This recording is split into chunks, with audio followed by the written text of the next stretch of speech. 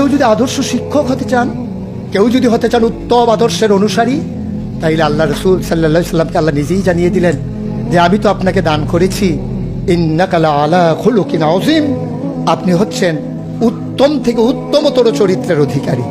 চরিত্র হচ্ছে তিন রকম, খুলুকুল হাসান, খুলুকুল করিম, খুলুকুল আযীম। খুলুকুল হাসান মানে হচ্ছে আপনাকে একজন গালি দিয়েছে, আপনি হুবহু সেই গালিটা দিয়েছেন। আপনাকে বলেছে তুমি বদ, আপনি বলেছেন আমি না তুমি বদ, এটা হচ্ছে হাসান। আপনাকে বলেছে তুমি সাংঘাতিক খারাপ, আপনি চুপ মেরে হেঁটে চলে গেছেন মাথা নিচু করে, আপনি হচ্ছেন খুলুকুল করিম।